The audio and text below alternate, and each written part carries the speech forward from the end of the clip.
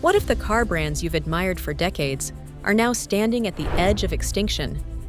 Imagine the giants of the automotive world, Dodge, Jeep, Ram, and Chrysler, teetering on the brink, their glory days a distant memory.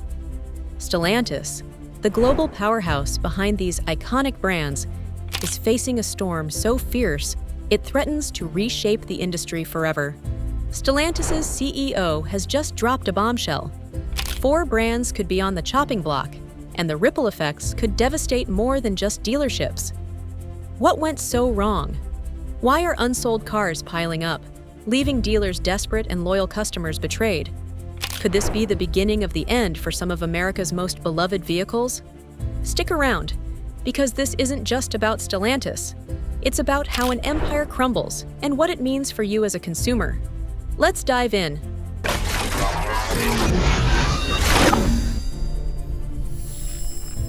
What's happening?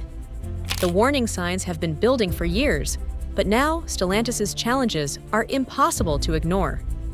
The company's most celebrated brands, Dodge, Jeep, Ram, and Chrysler, are losing their footing in a rapidly evolving market.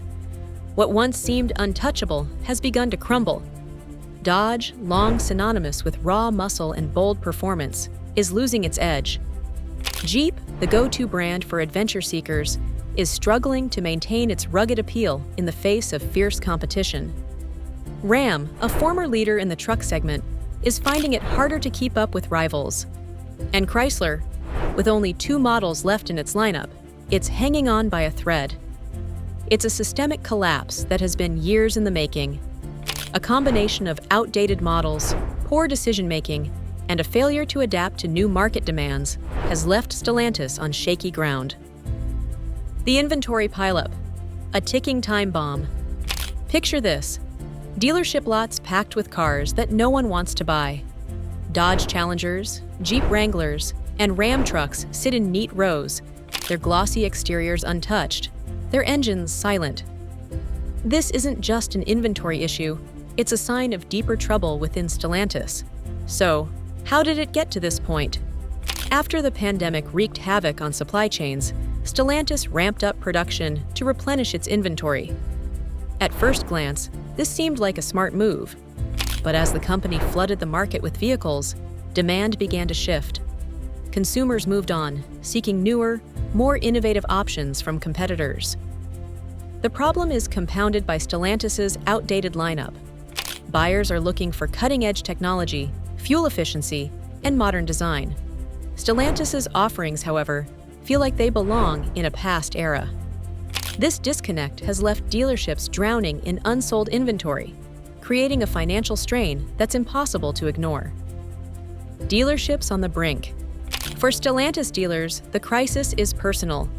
Each unsold vehicle on their lot represents not just lost revenue, but mounting costs. Storage, insurance, and maintenance are eating into their bottom lines. And with consumers flocking to competitors, the pressure is becoming unbearable. Dealers are pointing fingers at Stellantis' leadership. The Stellantis National Dealer Council has openly criticized CEO Carlos Tavares, accusing him of focusing too much on short-term profits while neglecting long-term strategy.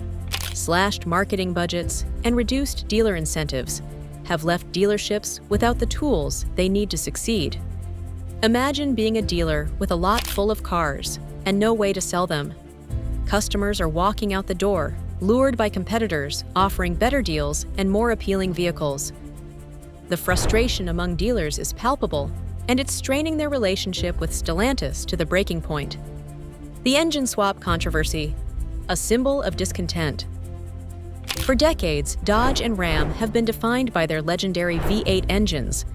The roar of a V8 wasn't just a sound, it was a promise of power, performance, and unfiltered thrill.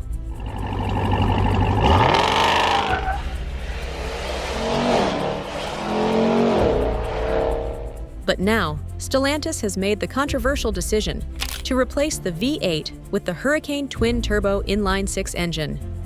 On paper, the Hurricane engine seems like an upgrade. It's more fuel-efficient, emits fewer emissions, and delivers comparable power. Stellantis is touting it as the future of automotive performance. But for loyal fans, this change feels like a betrayal.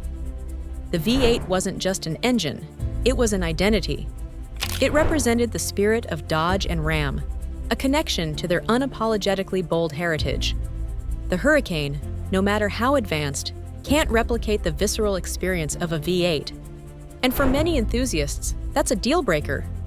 This controversy isn't just alienating fans, it's creating a rift with dealers. Convincing loyal Dodge and Ram customers to embrace a quieter, more subdued engine is an uphill battle. And so far, Stellantis' gamble doesn't seem to be paying off. Consumer backlash. Losing trust. The backlash from consumers has been swift and loud. For many drivers, Dodge and Ram aren't just cars, they're a lifestyle. They represent power, individuality, and a sense of pride that comes from driving something that commands attention. Replacing the roaring V8 with a quieter inline-six feels like a compromise that no one asked for. Stellantis' decision highlights a broader disconnect. The company seems more focused on efficiency and environmental standards than on preserving the legacy that made these brands great. Trust is another major issue. Fans who have relied on the dependability and performance of V8 engines are now hesitant. Will the Hurricane engine deliver the same thrill? Will it last as long?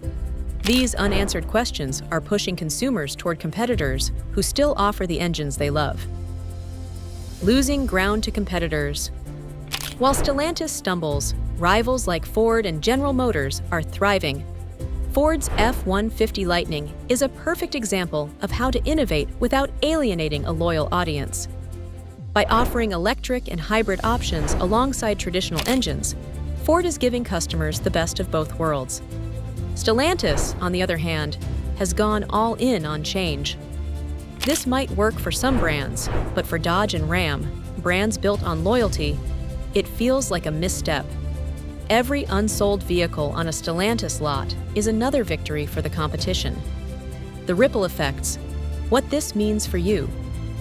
The Stellantis crisis isn't just about corporate strategy, it's about the future of car ownership.